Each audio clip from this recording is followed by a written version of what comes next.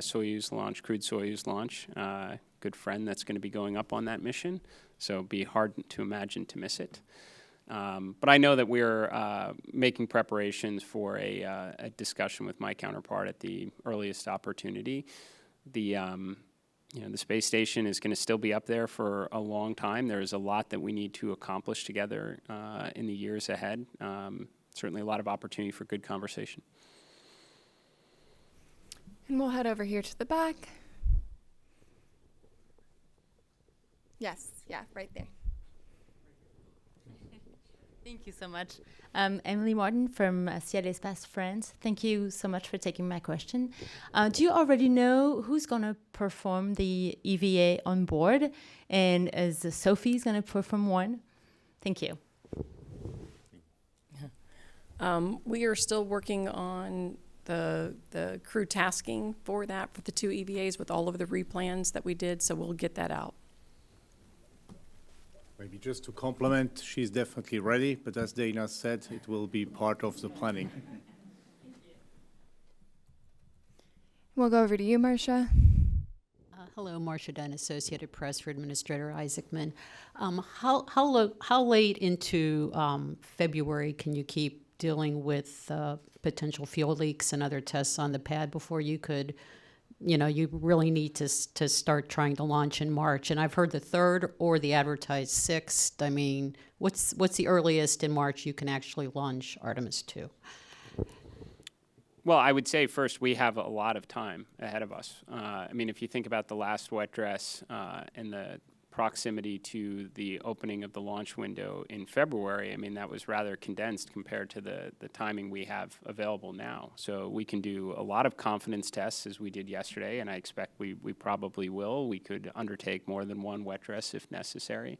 We're going to make absolute most use of the time that we have leading up to the start of the window. You are correct. We are considering if there are earlier opportunities. I think from my perspective, same. Let's get through a good wet dress, and then we can consider what date we may want to target. But that could potentially include the 3rd. Irene.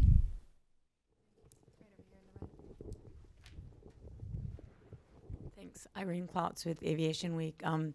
Jared, there was a report recently that OMB had directed some science funding to either suspend or halt. Can you explain what that is and if that's actually missions or is that some logistics? So I think I'm aware of what you're referring to. I mean, that was, really incorrect reporting. Very routine correspondence between the CFO office and our various mission directorate and centers as we were gathering information as part of the apportionment process. So I would definitely, anyone who has any questions as it relates to those science missions, to take a look at the NASA official quote that was provided to the reporter, although I don't think they actually included the entirety of it. Makes very clear that there are no missions that are being canceled or terminated. This was entirely an information gathering exercise that has been completely routine.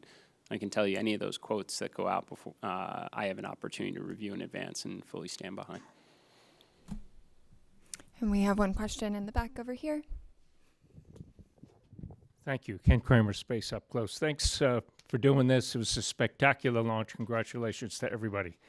I'm a scientist, and you just talked about science, and I'm a chemist. I want to ask you about Mars, since you already mentioned Perseverance. She's collecting samples to bring back. It's the best chance to find life beyond Earth. The budget was cut this year. I'd like to know, what is your position on Mars sample return? Are you going to fortify it? Is it going to be a priority, I hope? Well, I mean, first, just to clarify, I mean, the cancellation of the Mars sample return as it was constructed, predated even this year's budget cycle. The way that was constructed was not economical, nor would it have been really achievable. All that aside, am I interested in getting those samples back? You bet. I mean, I've said it many times, this is an opportunity for what could be the most consequential discovery in human history.